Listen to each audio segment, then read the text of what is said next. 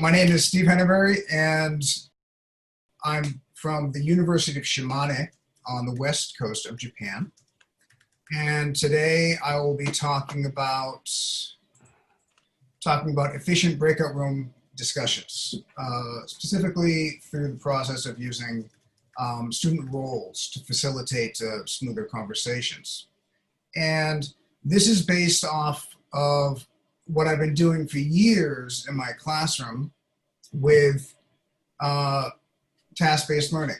And actually, before I continue, let me just say, if you do have a question, please feel free to post it into the chat room if you're shy. But if you want to jump in and interject with your question, I'm fine with that as well. If you want, you can just type in question and then something, and then either Charlie or Jose can interrupt me and ask on their own. But I don't mind being interrupted is the moral of the story here. So face-to-face task-based learning, this is based on like what I've been doing for the past few years. Of course, the dream is we hope with face-to-face task-based learning that, hey, you just give the students some worksheets and boom, they're done. You know, they're on task. But most people think that it's really easy. But to do task-based learning properly isn't really that easy.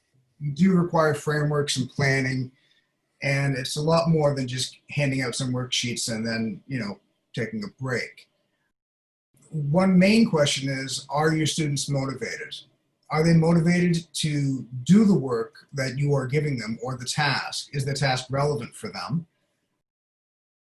Also, are they autonomous? Have they developed autonomy on their own previously?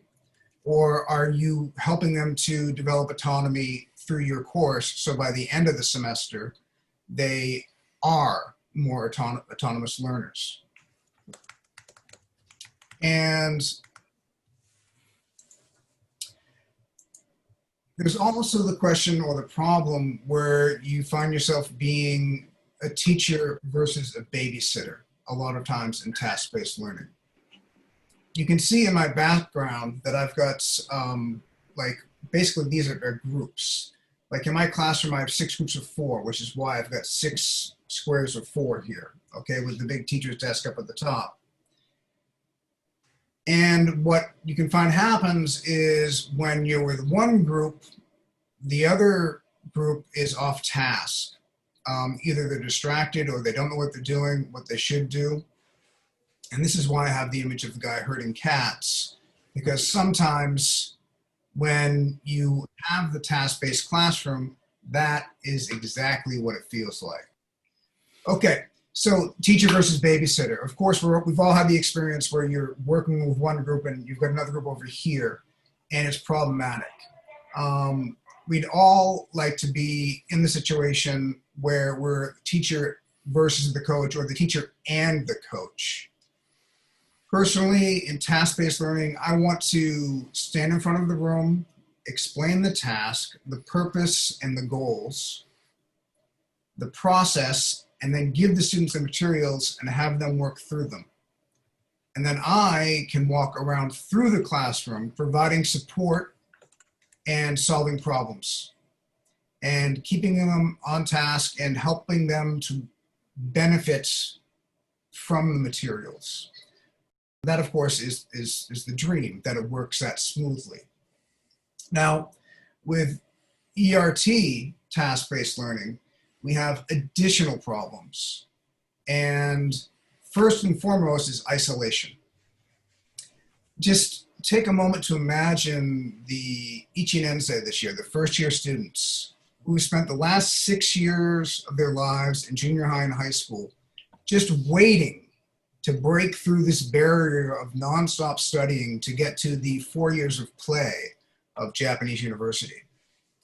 And they come to a new town, which they can't explore because they're instantly in quarantine. And they don't get to join a new club activity or circle because they can't group up together. And they're very alone and isolated. And that's a very difficult situation for them. Also, we're facing tech issues, which maybe we don't have as often in the face-to-face classroom, because the students now have, for example, Zoom or other e-learning software they need to use. They've got to learn how to use the CMS that your university uses, or the other 15 or 20 different applications that each teacher is tossing at them. This teacher is using Flipgrid, this teacher is using Google, this teacher is using something else, Quizlets and Kahoots. And suddenly they have all this that's confusing them. With my university, our students, all incoming freshmen, are given a laptop, which of course is part of their tuition as a freshman. And usually they can come right on campus and get tech support in the library. But that isn't as easy now because of the COVID situation. So students with tech issues, those tech issues tend to last longer. They can't just come to the teacher's office either. So that's an issue. Additionally, this all leads to stress and anxiety, of course. In addition to the isolation, the tech issues, there's also the problems that some of these people, maybe their families are ill back home, maybe the virus is worse back where they're from, and there are all kinds of issues like this. That's why earlier this year I kind of coined 2020 as like the year of empathy, because we really need to empathize with the students with these problems. But that's not the discussion today. The discussion today is about how to deal with task-based classrooms in our current situation. And in the face-to-face classroom, this is the dream, or the dream as I see it, where here I am standing up just in front of the class. I've given my students the instructions and the task. They have the papers or they have the tools they need, and they're all on task, happily working away at the project or task. And I have very little to do other than to walk around and coach and support. The reality, more often than not, is that you end up with groups of students who are all sitting there thinking, okay, what should I do? Or, okay, who's going to go first? You have this worksheet they're working on together, and they don't know who is supposed to start, and they were waiting for somebody to take the initiative. But initiative isn't something that's really taught a lot in secondary schools in Japan. So I find that a lot of times students are waiting and not sure what to do and afraid to ask for direction. So as I walk around from group to group to give them little prods and talk to them and say, okay, how's it going? And I can see their paper and I can see which problem they're working on. One problem with this is I'm being very helpful here to red group 1 here, but you've got yellow group 2 down here and green group 3 over beside them, who are now distracted because they're wondering, what am I saying to these students? And could that be helpful to me also? And then you have the other students in these groups who want to participate, but they can't quite hear what I'm saying, so they're kind of lost. And then you have the possible students on the other end of the room who think that I'm far enough away that I can't hear them and I can't police them, so to speak. So this is the teacher babysitter paradigm. But the thing is also for me, and I'm sure for you as well, when we're in this situation talking to group 1, we're also partially listening to group 2 and group 3 and listening to what else is going on around the room to know where our next group that we need to go to might be. So in this situation, we're all a little bit distracted. Now, in the Zoom breakout rooms, it's a little bit different. Of course, the dream, again, is that in the beginning, when we're all together, you give the students the instructions, you give the students the tools, and then you put them in the room and they just go at it with vigor and excitement. But the reality is they get in there, and now, especially again for freshmen who may not know each other well because they haven't had the opportunity to really interact together enough, they're not sure what to do. Who should I defer to here? Which one of us should go first? Who should ask the questions? Who should read this? So if I, as a teacher, I go through the breakout rooms and visit the students, one great thing is, and this is one thing I really do love about doing these classes online, is here where I am in the red room, group 1, that is entirely closed off. That is a very intimate and close discussion between me and 4 students. And I'm face to face with 4 students. It's not, I'm looking at 1 student in the group and the other 2 are over here. It's literally face to face with the 4 students in that group. And I feel that the connection between teacher and student really benefits from that intimacy. Because we're not distracted by the group next door. We just have this one room that we're in. However, the problem of that is that the students in the other groups might be off task. They might not be sure what to do. They might be waiting for one student in the group to take initiative to get things rolling. So we still have problems in the situation. So to review the issue that I'm looking at is with task-based learning, in face-to-face, speaking to one group can distract the others. Okay, and also the teacher, while speaking to one group, can be distracted by the other groups. Groups across the room might be off task. So I've often seen like students pull out their Korean book because they're studying for the Korean exam the next period or something in my face-to-face context. In breakout rooms, freshmen may not know each other or feel comfortable with each other. So there's that discomfort. And so they don't feel comfortable just starting the conversation. Students are completely isolated from the teacher because they can't even see me unless I join their room. And they're isolated from other groups, so they can't just look over the next table and say, hey, what are we supposed to be doing here? So they're missing out in 2 ways that way. So that also can be a problem. So it's very easy in this situation for students to get off task. And in my opinion, the solution to this is student roles. Giving each student in each group a role that they are responsible for, so they know what their role in the group discussion is. So in this model, which my colleague Craig Manning and I had kind of wrestled with and developed over the past 4 years, it's really nothing new because such things have existed for a long time.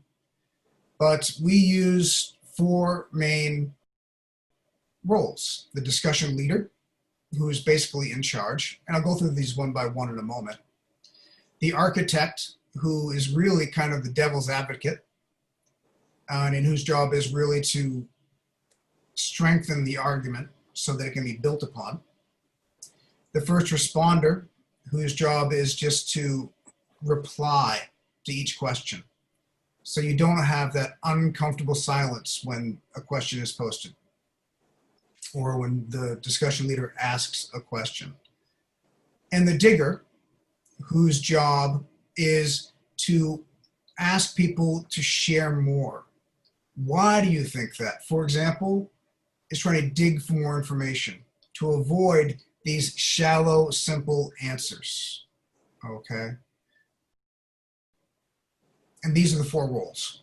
What I do, or what I have done in the past past few years with my face-to-face classes is I print this page on B6 note cards, and then I flip them over, and then I print a color on the back. So I've got a blue set, a green set, a purple set, a brown set, and I have 7 sets that I just cut in 4, and that I can hand out to the groups when they're doing their tasks in the physical classroom.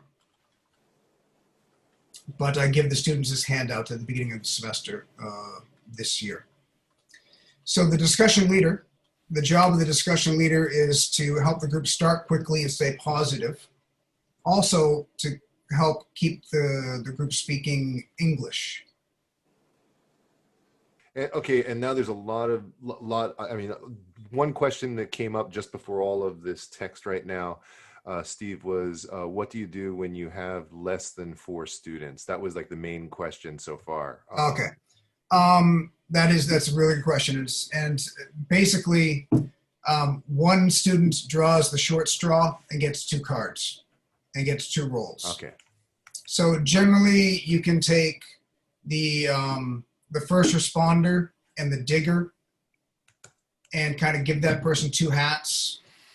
I think those are 2 that you can put against, because that kind of pits the first responder against the discussion leader and the architect fairly well, because they reply first, the architect argues against them, and then they have to ask the architect for more information. And so usually one person gets 2 hats. Another question that I did see go by was about if I would be posting this online. I will post my PDF of this particular PDF. I will post my presentation slides and links to Facebook, to this forum's Facebook thing, I think, is where I'll probably do it. So I will make them available. So discussion leader. Shall I continue? Okay. Go, dude. Discussion leader the job is to get the ball rolling, really. It's their responsibility. They can give off tasks, but their responsibility is to run the room and keep all the students participating, to make sure that nobody is just sitting there quietly. Another thing the discussion leader is responsible for in my class is sharing their screen. Okay. That way, when I join the room, I see the screen, I see what question they're working on. I know exactly what kind of help they might need at that moment. Otherwise, I come into the room and I'm like, so what are you guys working on? How can I help you? What can I do? And it's a waste of time. I mean, it's good conversation, but it's not as efficient. Next, first responder, very simple, is the momentum starter of the group. When a question is asked, it's their job to say, well, in my opinion, or I think, to break the ice of that question and to give other people a chance to jump in, either to disagree or to agree. And of course, the architects, their job is specifically to disagree. Okay, this is really the devil's advocate position. But we don't use those terms because I'm dealing with lower level students, so I don't want to confuse them with that. Their job is to disagree, to force the first responder, discussion leader, or others to better explain their own ideas. Because if you can better support your own idea, you can better understand it. Okay? And this is one thing that I tell my students, that going through university, one of the things you're doing is you're developing your identity. Because when you develop your arguments to explain your opinions and your ideas, you're actually developing yourself. Because I'm not going to put politics into this, but a lot of people will just repeat things that they hear thinking it's their opinion. And if you ask them, well, why do you think that? And they can't tell you why they think that, it's not their opinion. So the point here of the disagreeing activity is to get students to think, do I really believe this? Why do I believe this? And help them develop a strong foundation for the group decision or the group action on the task. Okay. So things this architect might say is, well, that's true, but what about this? Or yes, but that's not important, because trying to force the other students to support their own opinions more strongly and therefore better understand their own ideas. And the digger, the job of the digger is really a thought instigator, forcing again people to think about their ideas. Like, why do you think that? Or for example, what else? How else would you say that?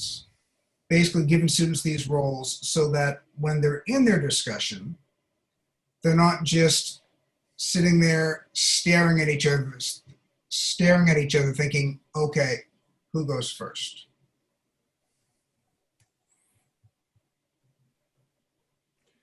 So in my lessons, I have, this is the second slide of yes, they have their own copies of these roles. It's a handout I give them at the beginning of the semester.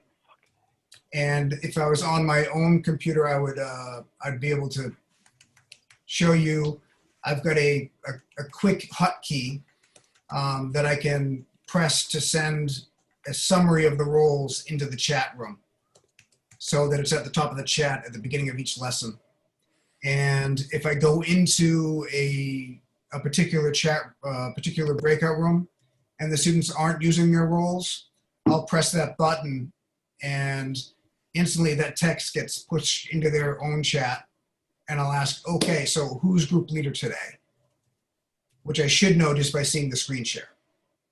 But so on my, this is I think the first slide of what my lessons look like each day, giving the class Sophomore English Communication 1 on July 1st.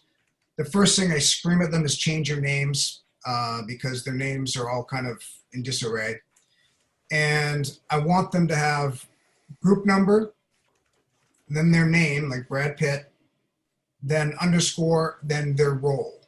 Either a group leader, like G1 Yutaro Hamada, group leader, G1 Yuki Shimane, first responder, Taiga Shimada is architect, and Kaylin is the digger. So when I go in and look at their groups, well, first of all, when I make the groups, while I'm explaining the task for the day in that teacher-coach model, when I'm explaining the tasks, I have my breakout room screen on the left, and I'm adding the students to the breakout rooms, and they're listed alphabetically. So all the group ones are together when I'm adding them into group one, and it makes it very easy to add them to their rooms. So this is obviously a composite, but this is what it looks like when I join one of my students' breakout rooms. I see their worksheet here right in the middle of the screen, and I see G1, this is group one. So I've got Greg Brady he's the architect. Peter is the first responder. Bobby is the digger, and Marsha is the group leader. Okay, so Marsha should be sharing her screen here. This is basically what it looks like. And in reality, it looks more like this. Okay, so I blurred out my students, obviously. But here, this was about planning a paragraph about a famous person. It was a descriptive paragraph, basically. And when I came into this room, I can instantly see they've already chosen their the person they're going to talk about. They're going to talk about Justin Bieber, and they have yet to begin actively writing out their brainstorming ideas. So when I come in, usually when I come into the room, my video looks like this. I come in muted, and the image I have is the image you can see of me right now, which is just, can I help you? So I come quietly in like a ninja and just hide in the back of the room and observe for a few moments while the students are working. If they're on task, if they're doing well, I may interrupt and say, hey, you guys are doing great. But I have a key set up where I can just press a button and that gets pushed into the chat. But I do find that to be a distraction. If I send them something in the chat saying, you guys are doing great, keep up the good work, I find that they pause and they read the chat and I bring them off task. So sometimes if the students are on task and doing great, I'll either just leave the room quietly, like I've never been there, or just quickly say, you guys are doing fantastic. I'll come back and check on you later. Call me if you need me. And that's it. Or I'll take on a role and I'll say, well, wait a second, why do you think that? And try to force them into their roles. This is if they're on task. If they're not on task, I can use the naming design that I showed you earlier to see who's the group leader, who's the first responder. And I can ask the group leader, okay, what are we doing right now? I see that we're on the brainstorming step. Are we all in thinking mode, or are we waiting for a reply from somebody? And it can help me to find out where they are and what they're supposed to be doing. And one more thing. I have 24 students, which means that I have 6 groups of 4. So I always create at least 13 rooms when I do breakout rooms. And the bottom 7 or 8 rooms are empty. 6 extra rooms are for interviews, because often in my task-based worksheets, the students have to interview each other about an opinion and then share with the group. In a face-to-face meeting, it's very easy to turn to the side and talk to the student here, and the people across from you can do the same. But in a 4-person video chat, that's nearly impossible because you're going through one audio stream essentially. So I have students call me in and say, we need to interview, and I say, boom, I shift them off to another room very easily. I also have 1 or more extra rooms for penalty boxes. Okay, and this may come across kind of controversial, but I think it's done in a light way. And what this is if I come into the room and the students are using Japanese, I will bump them into the penalty box. And my personal policy is Japanese words are fine. Japanese phrases are fine. But if you're using sentences in Japanese, penalty box. Because when students are in the task-based situation and they use a Japanese word, they have essentially found a learning opportunity. They've identified a hole in their English knowledge. So if they write that word down, they're learning. They're actively learning. Same thing with a phrase. If they use a phrase in Japanese, if they write it down, they're going to learn from that. And everybody in the group is going to learn from that. But if they're using sentences to discuss something that specifically they're supposed to be using English for, I bounce them to the penalty box. And then I lightly chat with the students in the room to see how they're doing. And then say, I'm going to go check on your teammate who seems to have disappeared. And I go in to the penalty box And I start with a big smile. And I talk to the students, say, how are you doing? How you been? And I take it as an opportunity to have a nice lighthearted conversation with the student for a minute or two. And then I ask them, do you know why you're in here? And they say, yeah, I was speaking Japanese and I wish I should be speaking English. It's like, okay, perfect. Well, your group's waiting for you, so go back and get to it. And I find if that's done in a light-hearted way, the students are actually kind of amused by it. And it gives me a chance to communicate better with the students who might be having problems. So I find that to be a fun activity and a good way to manage that. Next, I want to discuss Kevin Ryan's model, because when I was originally asked to give this talk, my first response was, well, really, you should ask Kevin Ryan, because Kevin Ryan does this with advanced students, and I think his model is much better and better laid out than mine. But Kevin was unavailable today. So I'll tell you about his model. And it's very similar to mine, using basically Steve, he's here. Steve, yeah, number one, yeah, I think he's here. And number two, I just wanted to break in just for a second in case you wanted to answer some of the questions about your model before moving on to Kevin's, or whether you would want to just go to the end. Well, it's up to you. You can ask questions, and then if Kevin wants to come in and talk about his roles, that's fine too. I thought he was going to be unavailable today. Okay. Well, I'll just Jose, you can just go ahead and do what you have to technically. And all I wanted to do was just throw out some of the questions that were from the chat and let Steve jump in and answer some of them. The first one was whether or not this works better with random groups, or is it better to have regularly assigned groups? Well, what I do, my task-based materials are based on a unit. And what happens is I find that each group works at a slightly different pace. And I don't make the materials a one-day activity. It's usually multiple days. So the students are together for unit 1.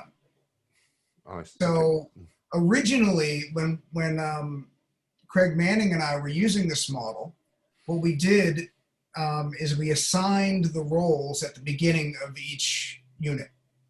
And the students kept that role for the entire unit. But I soon found that I hated that, because I wanted students to each use the different roles so they could learn to speak and talk in different ways. To give the shyer students a chance to take responsibility. So generally, my students are together for at least 2 weeks with these roles. And that means, for me, 4 meetings. At least 4 meetings. Pre-assigned for 4 meetings in your way. Mm-hmm. Yeah. And there were other questions. Do you maybe you can answer them together, but one is, do you find that lower level students can manage these complex roles? And then the other one was related to time on task. How long do you, usually keep students in, I assume, the breakout rooms on a particular task? I try to keep the students in the breakout rooms as long as possible, because I think it allows them to focus on the task. And my context is a bit different, because with my sophomore and English classes, my sophomore and freshman classes, they meet 45 minutes on Monday and then 45 minutes on Wednesday. So for example, Monday lesson, my students come in, and the first thing they do in the Monday lesson is they come in, I greet them, and then I put them into random rooms with one partner, random groups of 2 or 3, and the only task is, how was your weekend? Where did you go? What did you do? Basically, to develop what I think is one of the most important conversations that we have. It's a very basic, fluent conversation. How was your weekend? Where did you go? What did you do? How was your night? Where did you go? Okay, how was your party? How was your vacation? So And in my student feedback, that was one of the things the students enjoyed most. So that's the first 5 minutes of class. Next, I have another activity, which on Mondays has to do with extensive reading, which is another 10-minute task. And on Wednesdays, it's a newspaper reading activity, which is about a 10-minute task. But on Wednesdays, there's no how was your weekend? Then the following 30 or 40 minutes of class is breakout room time. Unless at the beginning of the unit, I need to explain and give them directions first. And on the worksheets, I'm sorry, I really wish I was on my own computer. I could pull up a worksheet and show you. But on the worksheets, there are sections on the worksheet that says, okay, now is the time to call your teacher to your breakout room for explanation. So they'll hit the call button and I come join them and say, okay, you've reached this point. And then I'll discuss that point with them 1 to 4.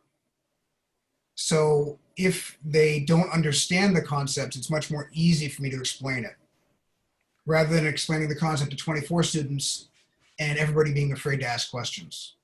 Well, and maybe this connects with the other question, which is, what level are you teaching? Because there was a question about, wondering whether or not lower level students could manage these 4 different roles.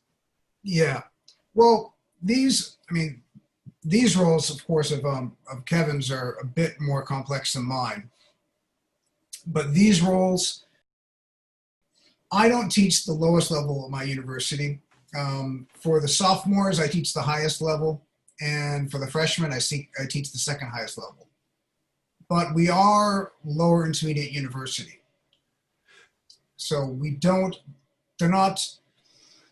Well, just as an open discussion question to everybody, I use breakout rooms a lot, and I think that these could be simplified, and I think that we could, I personally think that this is a great idea and could be done with lower level learners. You just might have to simplify a little bit. I think that other people might have different opinions, but I certainly think so. Yeah, exactly. I mean, I could easily, if I worked with lower level students, I don't want to use simplify, I think is the way to put it, make it easier on them. And like I said, with Kevin's model, he makes it a little bit more complex and more detailed because he has higher level students. I don't, if, is Kevin here? Does he want to discuss his, or does he want me to push? I'm here, able to discuss if you'd God, like. Kevin, you should take us through your slides. Hey, So Kevin. Kevin, just to show you quickly what I have this page and then just each of those pages. Right, okay. So take it away. Let me know when you want me to change the slide. Okay, yeah, basically very similar to what Steve has done. I'm not prepared today at all for this. I had a family matter that I was supposed to deal with. It didn't occur, and so I'm here just by the off chance. But yes, the instigator, questioner, disagreeer, and researcher are kind of similar to what Steve's done.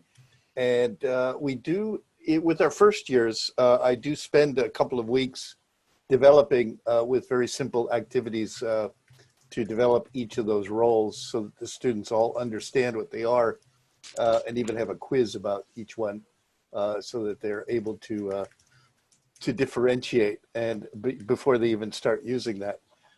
With the third years, I think they're able to pretty much handle these right from the offset without too much intervention beforehand. The instigator starts things, basically is very similar to the group leader and gets things going. And the second role is the questioner or disagreeer, sorry, and the devil's advocate. I used to label that devil's advocate, but it didn't. They don't know what that means. Yeah, and basically that's the most. I tell the students that's the most difficult role to play, and the one that's the hardest, both socially and linguistically. The third one is the questioner, which also is difficult, not so much socially, but also linguistically, to be able to do that. And then the researcher, and I tend to give that the first week. I find out what kind of students they are, and tend to give the researcher role to the quietest students at the beginning, and then of course they have to cycle through. Actually, Kevin, there was a question from Glenn about introverts. So in a way that seems to be indirectly addressing that particular issue. Right. Yeah. So that they're more comfortable being the researcher at the beginning, and then of course they can work their way in, and others can see what others are doing with the other roles. So it's a little bit less of a stress factor for that. Yes. One thing I think is very, very great about what the slides that you just put up about Kevin's approach is the typical language for each role. I am sure that is helping the students to be able to jump in a little bit more easily. Right. That kind of gives them an idea of how to start. Yeah. And I think this is really, really great. And again, like Steve, I laminate the cards, and on the back are the questions, and so that's all available in a face-to-face class. I haven't really ported it that well to the Zoom sessions yet. Yeah, I haven't figured that out. I haven't figured that out well either, because usually I would give the students a set of 4 cards and just kind of like spread them out, and they had to pick one, and then they randomly chose their role for that day. Uh-huh. And how to do that in the Zoom rooms, I haven't quite figured out yet. So I've just been kind of assigning it randomly. There is these roles in a way. There is another way I do kind of add on to these roles, and this is helps really with first years without these roles, and it's basically a process for the discussion to follow that I borrowed from what's called Socratic discussions, and it's how do you step by step. I put a link into the chat, but if you could allow me to share my screen. That'll have to be done by Steve, I think. Or No, that has to be done by Jose. He's a host now. Okay, Jose is hosting. So I can stop my share. Yeah, that's a great link. Wow. Oh, Go, dude. thanks, Kevin. You're good, Kevin. Okay, let's see. Yeah, there we go. While you're waiting for that to start up, there was a kind. There's been a couple of questions from Stephen, and I think this is one that we probably both of you should address, and that's with regard to talking about task-based learning. And it's the question reads: we're using the term task here a lot, but it seems that these roles and rubrics relate more to discussion topics. I'd like to know what kind of tasks these roles are being used for. So maybe both of you can think about that as you're jumping into to the explanation here. Okay. Yeah. Basically, this 3-step process for a discussion here, and it works really well with my first years. If there's something specific to discuss that they've researched beforehand, for example, a small piece of text, maybe a page, an article, or a short video, or things like that. And then what I have them do is for the first step, they do what's called a summary, and just figure out, and they discuss with each other, and that's just a comprehension check. And then they talk about issues, and what do they disagree about. And then finally, and this is the hardest part for them to do, is to wait until the end to show how it affects their own lives or lives of people that are similar to them. And it's kind of counterintuitive at the beginning, but it really does work very well for discipline with dealing with the ideas before talking about how they affect with themselves. The rest of the whole handout here is just working at explaining what these 3 steps are, so that and what I'll have them typically do with first years, 3 minutes per step.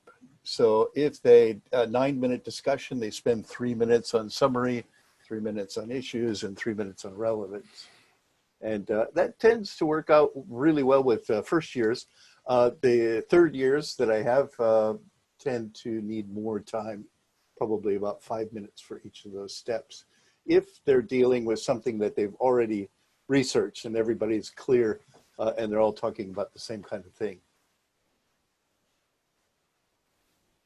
Steve, any more on that? No, I mean, I agree that the relevance, I think, is a really important thing. Because I think anytime, like, I deal with this with my daughter a lot too, when she's having trouble with math because she hates math.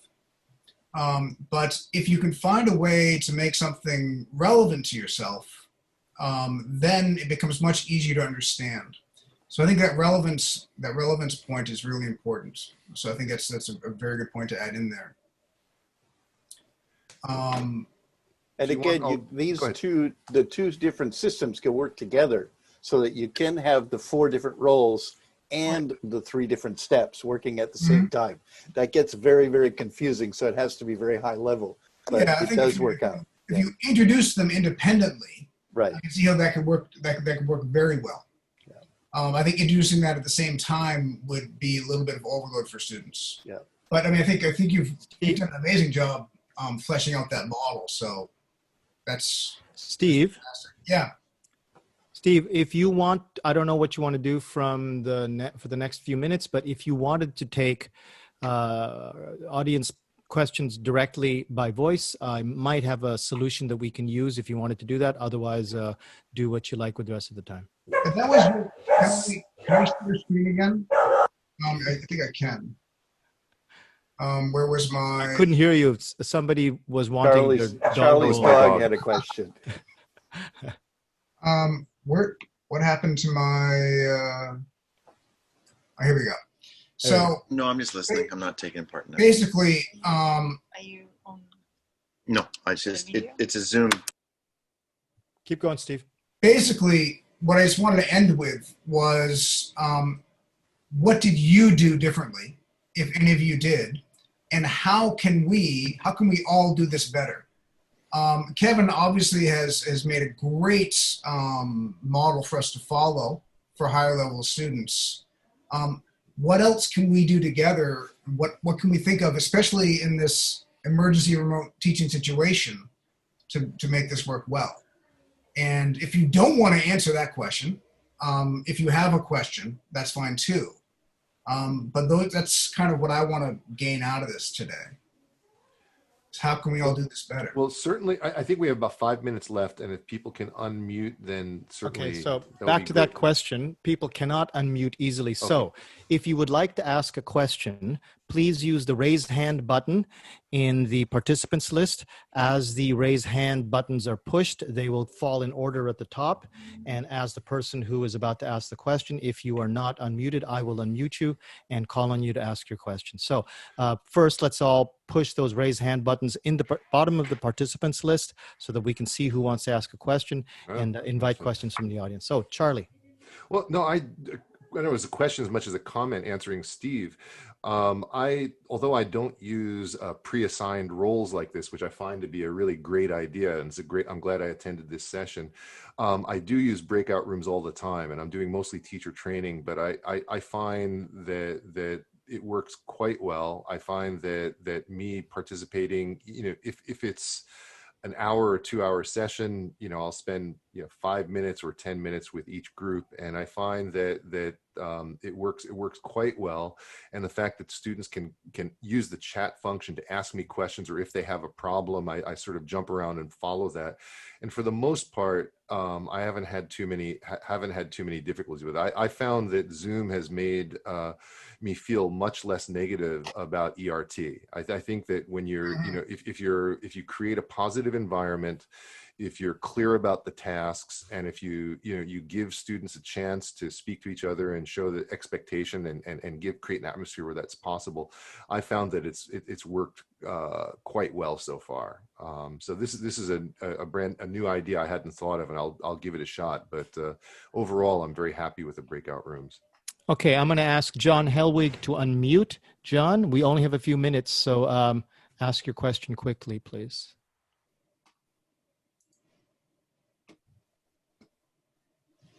Oops, he's still muted. Yeah, there he goes. There you go. Okay. So basically, I use literature circles, Mhm. discussion leader, summarizer, detail master, vocabulary person. Basically, the book that I have has 5-page lessons, page and a half of reading, which the summarizer summarizes. The detail master goes to the web and finds additional pictures that are related to the thing and is prepared to talk about them. The vocabulary person basically finds vocabulary and shares the definition with the rest of the group. And then the questioner, the discussion leader, asks at least 5 questions to the group. And basically, the students are in groups for the whole semester, but they rotate their roles each week. So each week they go, and they become a different role. And with the COVID thing and being online, I have 2 groups together. So there's 8 people, and basically that way I don't have to worry about people being absent. There's always at least one person that's available to do the role, and that's what I do, and it works quite well for me. Okay, good. Patrick, I'm going to ask you to unmute. I also, before I let Patrick ask his question, I just want to remind people at 5 o'clock we have another session starting. If Steve is so willing, he might be willing to actually stay here with people who are wanting to ask questions, and I'll stay along too. But the next session will start at 5. So if you are thinking about it, just keep an eye on your watch and maybe go to that session if it was on your schedule. Okay, Patrick, you're up. I'm happy to stay. So. My question was more technical. I do more informally a lot of these task-based breakout room activities, and I love Zoom, but I find that the weakness is when they're in breakout rooms alone and I'm not, and they're autonomously working, it's great. I can monitor the room list and help move people easily.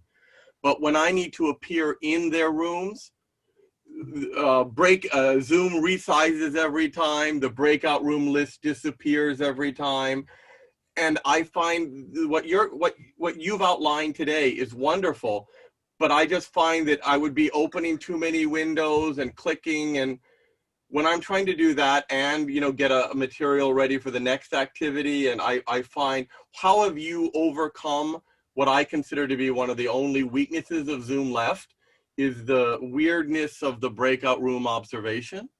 Okay, yeah. One, at the beginning of my day, I get all of my files and pages and anything that I'm going to be doing a screen share, and I get it up and available. So I don't need to be looking for anything during a class. Also, I got this great toy. And I do say toy because it's a gaming tool. It's used by people on Twitch usually. It's the Elgato Stream Deck. Okay. Put in a link in the chat if you can. That'd be great. I can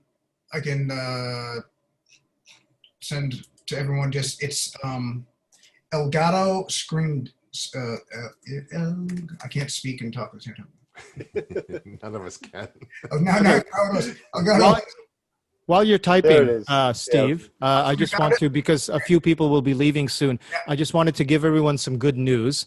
I have it on good authority that a very good friend of OTJ, Melody Cook, has reported all clear at the hospital. So I think that's just some really great news. Yeah. Just wanted to give that to everyone. Kevin, someone's stealing something from behind you. I know, my God. No, but the Elgato Stream Deck is basically, it's a little device that has anywhere from 12 to, I think, 24 keys. And I've got mine set up for like Zoom. So instead of having to like use the keyboard, my mouse, I can just bang a button, it pulls up the participants list. Bang a button, it pulls up all my text chats. Oh, and cool. so I go into a room and I can just press these buttons and it makes things easier. I do agree that when you go into a room, you lose your breakout room window and you lose those things. But Zoom will evolve and maybe they'll resolve some of those issues. But it's funny because normally that breakout room list never disappears. It overlays everything you do. But the one time you need it, it seems to disappear. But I'll look up this device. Thank you. Yeah. And I think one of the most important rules that I've got to tell my students, I have to remind them, is if you have a problem, always click the help button. Never come back to the main room to ask a question, because I don't know if you've ever tried to send somebody back from the main room Yes. to the room they're already supposed to be in. Yeah. It just doesn't work. No. I mean, you can send them into the waiting room and then pull them back, and they're still assigned to that room and they're still with you. So that's another reason why it's good to have extra rooms at the bottom of the list and say, okay, now I'm going to move you down to the penalty box. And then they say, something comes up and says, okay, you're being assigned to the penalty box. Boom, they go. And then you can easily move them to the room they're supposed to be in. So that's problematic. Thank you. Yeah. Is there another session in this room, Jose? Do we have to? Not in this room. Nope. Not in this. this room. There was Okay. another session at 5 o'clock that has just started, and some Yeah. people are leaving for that one. But So if you want to leave for the next session at 5 o'clock, please do. If you have more questions or want to discuss this or have Daniel Beck, that is what Ken Cuhey is for. I was able to get I talked my university into getting me 2 Stream Decks, 2 blue microphones, 2 green screens, because I'm working from home and I'm working from the office. And this year, I mean, everybody, if you have Ken Cuhey, it's not being used for travel. That's for sure. Don't even want to get started on that. I want to remind everyone to use the participants list. Bottom of the participants list is the raise hand button, so that then I know to unmute you if you want to ask a question. Okay, and I'm just gonna, Steve, I have to run in a second, so No if you can send me your email or just send me an email, I'll give you a list of all the questions. I kind of copied and pasted them in a separate document, so if you want to look at the questions Thank you. later Yeah, on. I'll download, before I close this, I'll download the text. Okay, you'll have it then. Okay. And what I'll try to do is I will go to the Facebook page for this session, and I will post my PowerPoint or my keynotes as a PDF so that anybody can open it. I will post the links to Kevin's materials for the advanced learners. And if I can, I'll go through and find any questions that were not answered and try to answer those as well. You're a rock star. Great session. Yeah. And Steve, you hit the top record for most attended session so Yeah, far. really? Yep. You got 55 people. What Well do done. I win? Nothing. What did I say anything about you winning anything? I just All right. think you heard the word win. I don't know. No, that was in your head. I never said the word win. All righty. Questions? Raised hands? At a certain point, we're going to get small enough that I can just unmute everyone. Yeah. But otherwise, raised hands. Oh, I see chat. There's And now, not just questions, comments. We're small enough for comments as well. Comments, please deliver them by raised hands, and then I can ask you to Amazon unmute. is half the price. Okay, Really? Alistair, I That's will ask you to information. unmute. Go. All right. Well, I hesitate to ask because I came in a bit late here, but I've been using lit circles with my seminar classes and using breakout rooms for that. And it's a manageable number of students, so it's easy. But for the fall term, we have to have more interactivity. And I have been doing asynchronous style. We're going to move on to a certain amount of synchronous style. So having to do lit circles with like 40 people. And so my question is that currently the only thing I can think of when moving the groups around is to have students rename themselves with a number. So it'll be like 01 Tanaka, 02 Ito, 03. And then when I make that change, because you want to have like 3 or 4 iterations, I'm using an Excel file. Is there another way to do that easier? I see that John had maybe a response to that. So, Allison, I mean, that's a really good point. And because a lot of times, for the first 2 weeks of class, I let anybody join my Zoom room kind of thing. Yeah. And then finally I said, to heck with this, because I was doing polls for attendance. And so I forced them kind of to create an account so they were officially logged into Zoom. So in the polls, they weren't coming through as guests. Right. That was one thing.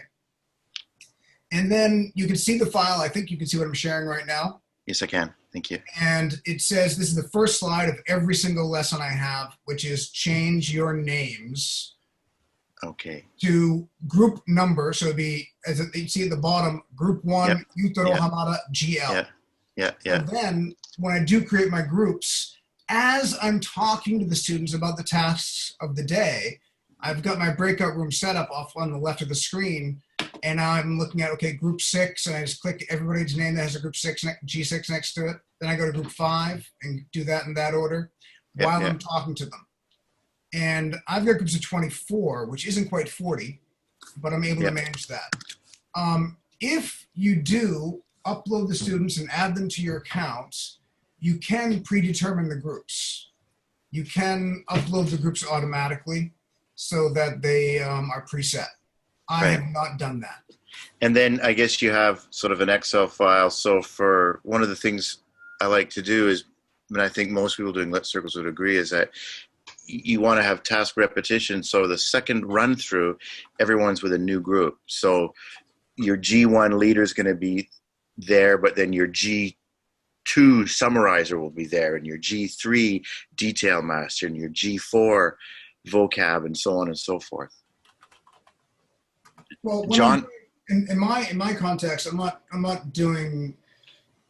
One thing I do with my freshmen is something I call kaiten kaiwa. Yep. Where basically when I've got a conversation activity that I want them to practice, I will just randomly make groups of 2 and then change it, randomly make groups of 2.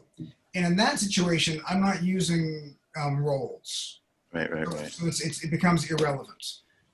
When I'm using roles, it's with fixed groups for like the unit.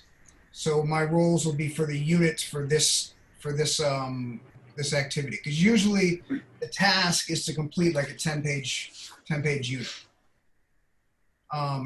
With my sophomores. With freshmen, if I use the roles, it's for like maybe a 2-page unit, so it's not as hard. But it is decided once the group is set, that group is set until that task is complete. They don't repeat the task with a new group. So. Okay, understood. Thank you very much. Yeah, Alistair. Yep. Depending on how you do your stuff, moving groups within Zoom in a particular session doesn't work. Reconstituting the groups when we're in the classroom, yeah, fine. I do that all the time. Basically, detail master goes +1, to the next group, and questioner goes -1, and so on. But I've found that I double up the groups. So basically instead of 4, there's 8. So there's a duplication of the roles. And each week there's a different pairing of, it's like group 1 and 2 the first week, group 1 and 3 the next week, group 1 and 4 the next week. And so they get to meet new people. But I've found that it just doesn't work trying to, because they don't take the same amount of time to do their tasks. Right. And so switching, trying to keep track of where they are and switching them at the 20-minute mark or 25-minute mark just doesn't work. So basically, I have them in a breakout room for about 45 minutes, 50 minutes. There's 8 people there.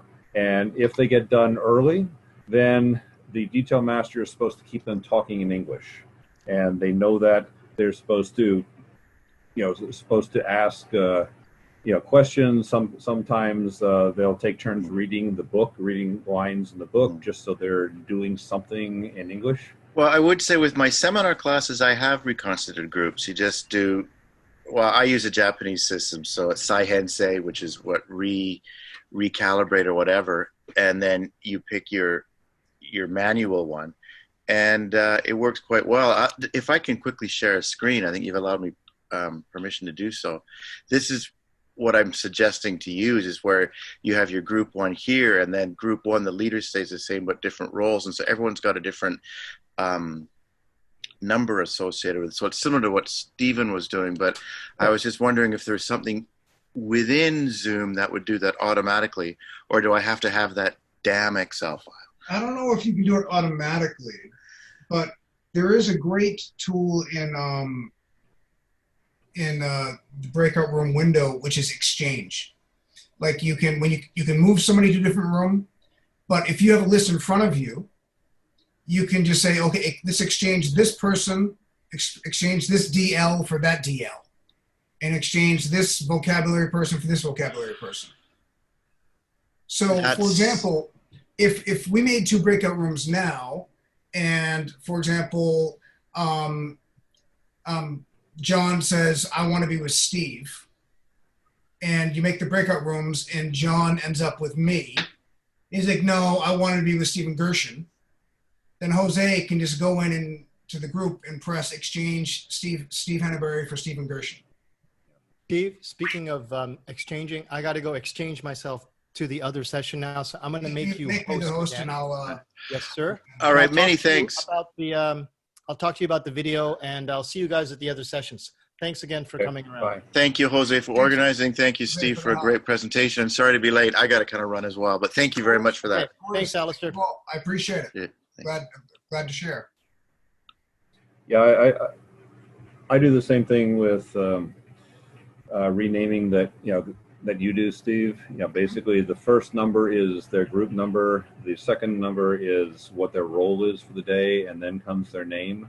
And so basically within the participants list, it automatically sorts as long as the number is first. Yeah. Then I get 111 222.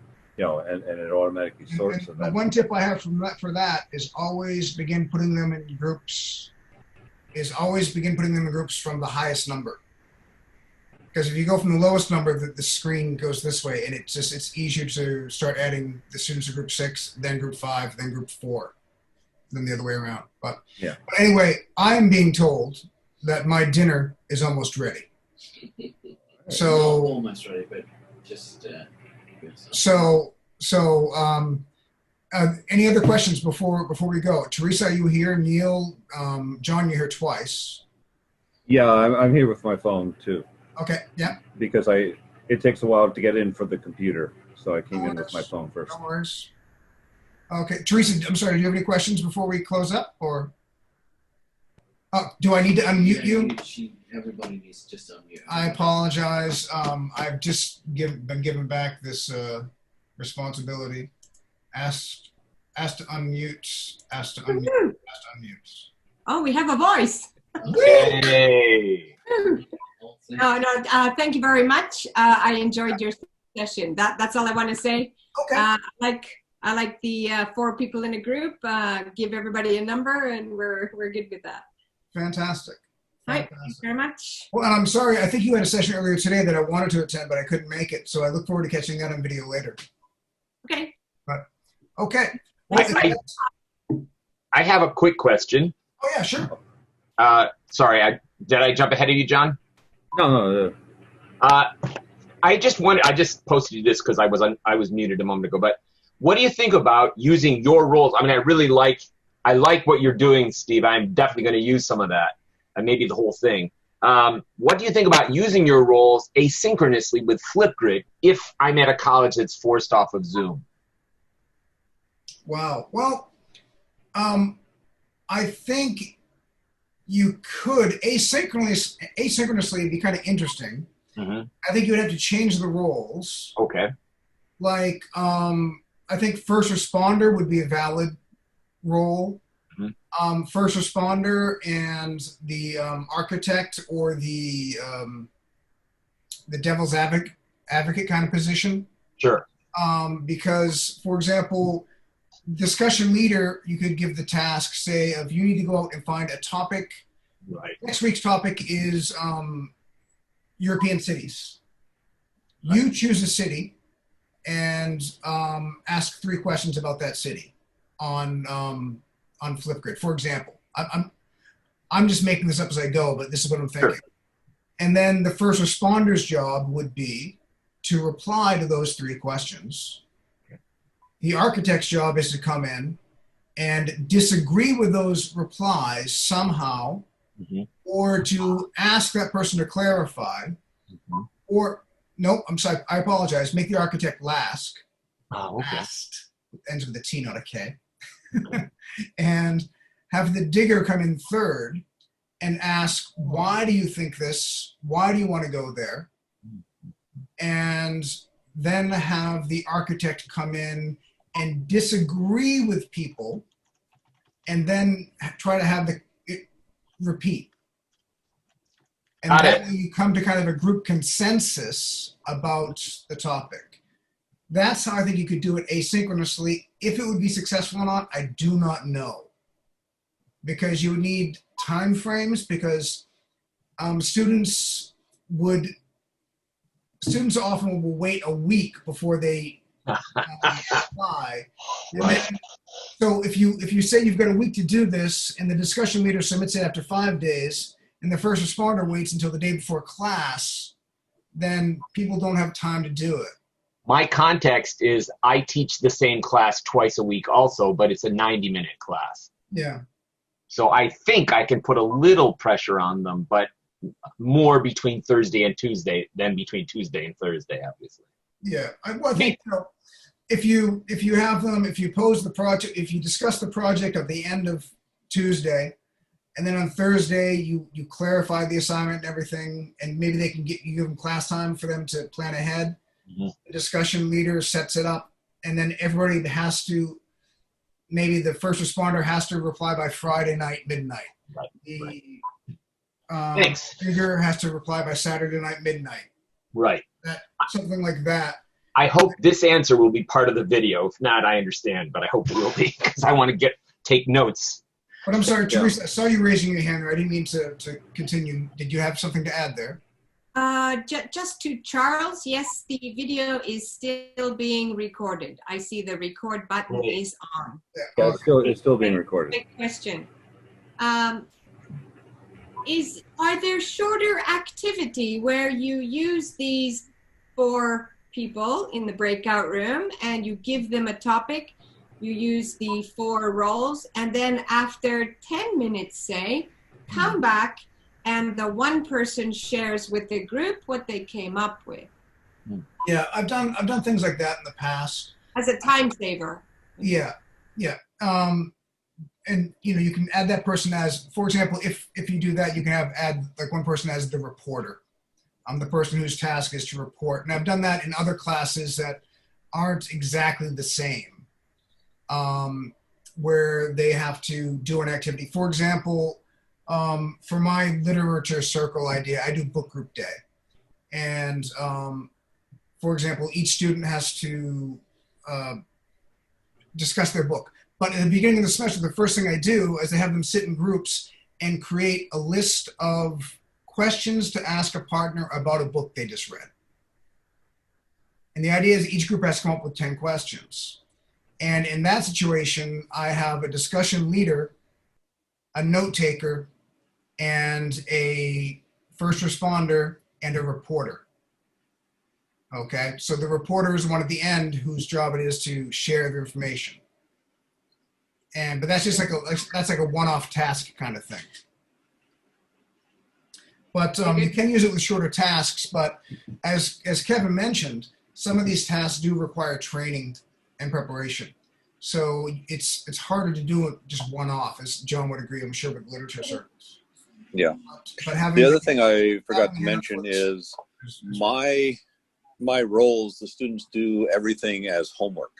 So they come into the class prepared with their questions, with their summary, with their pictures that they found on the web, with their vocabulary stuff, and they basically just present that. And the the leader says, okay, role number 2, Satoshi-san, please present your summary, and he goes through his summary, and then if there's a second summarizer, they go through their summary, and then they go to the next role, to the next role, to the next role. At the very end is the questioner, ask their questions.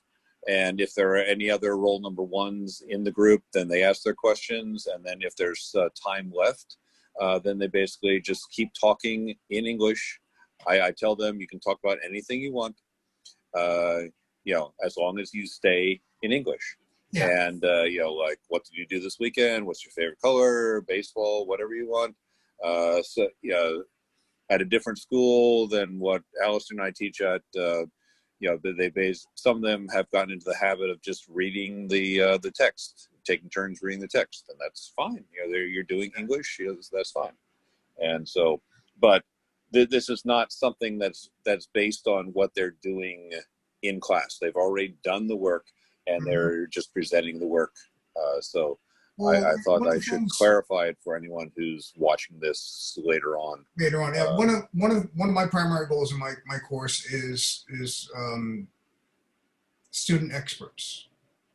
I want my students to come into every single lesson as an expert on something that they can share with a peer. So, for example, at the beginning of my Monday classes, the discussion is, how was your weekend? Well, you're the expert on your weekend. You were there, right? It's all about you. So that is coming from an area of expertise. And then in the Reader's Journal or the Reader's Exchange that I do, they discuss a book that they read. They read the book, their partner did not, so they come in with the expertise. In the newspaper journal activity that I do on Wednesdays, they read the newspaper article, their partner did not. They come from the position of expertise. And the idea is kind of to make the students feel empowered because they come in knowing more than the person they're speaking with. And so I like that model because I think it's really important because, like I said, with the "How was your weekend?" conversation, that's one of the most common conversations we have. How was your weekend? How was the party? How was dinner last night? How was your trip? This is all the same conversation. So I agree with that, yeah. But I apologize. I do need to go at this point. Okay. But I do appreciate your questions, and I really do appreciate you all coming out today, especially Charles, who's been here longer than anybody. He arrived just after I opened the door. Okay, so make sure you save the recording. Thank you. I will. I'll save the recording. I'm going to save the chat. I'm going to, when I find time later in the week, I'm going to go through the chat and try to answer any unanswered questions. Okay. Charles, are you still there? I might have to unmute him because he might not be able to. Okay. Yes, I was here. This was great. Definitely going to be using a lot of this in my classroom starting in September. Thank you very much. Well, you said you wanted to know about the roles. I'm on Facebook and on OTJ. Just send me a message through Facebook Messenger, and we'll connect. And thank you. I'll be happy to share. I'll do that. Yeah, if you're not an OTJ, Charles, you got to get in there so you can see the information. But again, I will post everything at the bottom of this page in Facebook. Okay, at this point, I've got to run. Thank you very much for coming. Bye-bye. I stopped recording. Stop.